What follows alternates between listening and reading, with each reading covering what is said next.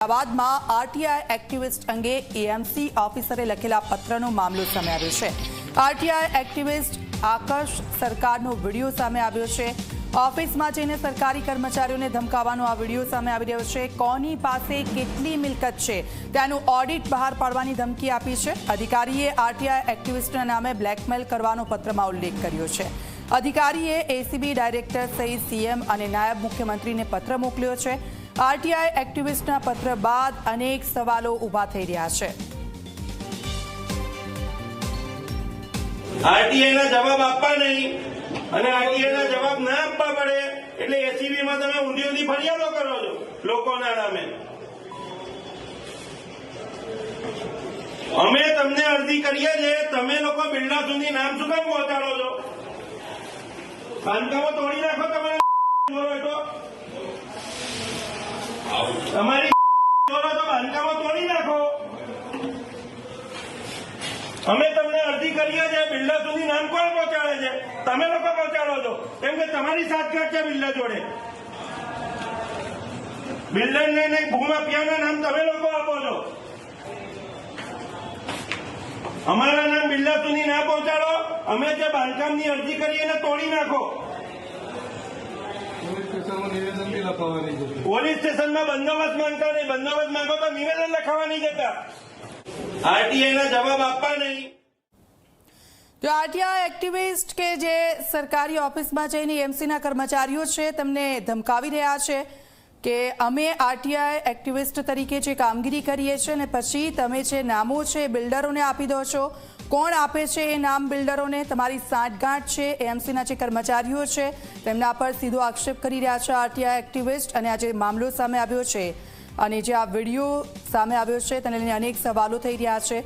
RTI અરજી જે કરવામાં આવે છે અને તેમાં ગુપ્ત અરજી હોય છે, પરંતુ જે રીતે આ નામો ખુલી રહ્યા છે અને તેને લઈને આ જે વિડીયો સામે આવ્યો છે અનેક સવાલો થઈ રહ્યા છે।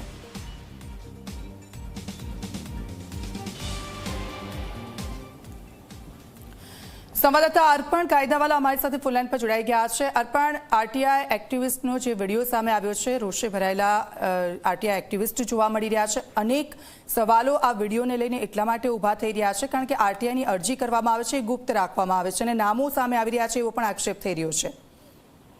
દીક્ષિતા, સમગ્ર મામલે હું વિસ્તૃત માહિતી આપું તો આપણે ગત સપ્તાહે જ એક્સક્લુઝિવ ન્યૂઝ ચલાવ્યા હતા, જેનામાં ડેપ્યુટી એસ્ટેટ ઓફિસરે એએમસીના આરટીઆઈ એક્ટિવિસ્ટોનું આખું લિસ્ટ બહાર પાડ્યું હતું અને તેનામાં તેમને આ પત્ર એસીબીના ડાયરેક્ટરને લખ્યો હતો, જેનામાં આરટીઆઈ એક્ટિવિસ્ટ ખોટા હેતુથી તેમને બ્લેકમેલિંગ કરવા માટે થર્ડ પાર્ટી તરીકે અરજીઓ કરી તેમને બ્લેકમેલિંગ કરે છે તેવો આરોપ લગાવવામાં આવ્યો હતો। એટલે આ પત્રમાં જુદા જુદા 20થી વધુના આરટીઆઈ એક્ટિવિસ્ટોના નામ હતા। આ પત્ર સામે આવ્યા બાદ આ જ આરટીઆઈ એક્ટિવિસ્ટ કે જેનું એક નામ પણ આ પત્રમાં ઉલ્લેખ છે તેવા જ આકાશ સરકાર નામનો જે વ્યક્તિ છે, અન્ય વ્યક્તિઓ સાથે મળી અને એએમસીની જે એસ્ટેટ ઝોનની ઓફિસ છે ત્યાં જઈને કર્મચારીઓ અધિકારીઓને રિશ્વતની ધમકી આપે છે, દબંગાઈ ભરી ભાષામાં વાત કરે છે કે તમે શા માટે આવા પત્ર લખ્યા છે, તમારી પાસે કેટલી મિલકતો છે, એની કુંડળી હું કાઢીશ, તમે કેટલી વૈભવી ગાડીઓ ધરાવો છો, તમારી કેટલી મિલકતો છે, આવી ધમકી સરકારી ઓફિસમાં જઈને સરકારી કર્મચારીઓ અને અધિકારીઓને આપે છે। એટલે આ એક્ટિવિસ્ટોની સામે તો પ્રશ્ન જ છે, પરંતુ એએમસીનું તંત્ર શું એટલું કેમ દબાયેલું છે કે આવા એક્ટિવિસ્ટો સામે પગલાં નથી લેતું? શું ભ્રષ્ટાચારમાં સામેલ છે? તેમનો પગ પણ કુંડાળામાં છે? તેઓએ પણ બેનામી મિલકતો વસાવી છે, જેથી કરીને તેઓ મૂંગા મોડે આ આરટીઆઈ એક્ટિવિસ્ટની આ રીતની ધમકી સહન કરી રહ્યા છે। એટલે અહીંયા પ્રશ્ન એએમસીના ઉચ્ચ અધિકારીઓ અને તમામ શાસકો સામે પણ થઈ રહ્યો છે કે જો એક ત્રાહિત વ્યક્તિ આવી રીતે સરકારી ઓફિસમાં આવીને એએમસીના તંત્રના અધિકારી કર્મચારીઓને ધમકી આપતો હોય તો તેની સામે કોઈ પગલાં લેવામાં કેમ નથી આવતા? પ્રશ્ન એટલા માટે છે કે ક્યાંક એએમસીનું તંત્ર પણ ભ્રષ્ટાચારમાં ગળાડૂબ છે, જેના કારણે તંત્ર મૌન સેવી રહ્યું છે। જી બિલકુલ, આભાર અર્પણ સમગ્ર વિગત બદલ। તો આપ જુઓ, આરટીઆઈ એક્ટિવિસ્ટ જે રીતે એએમસીના કર્મચારીઓને ધમકાવી રહ્યો છે, આ વિડીયો સામે આવ્યો છે ને હવે જોવાનું એ રહેશે કે શું પગલાં ભરવામાં આવે છે।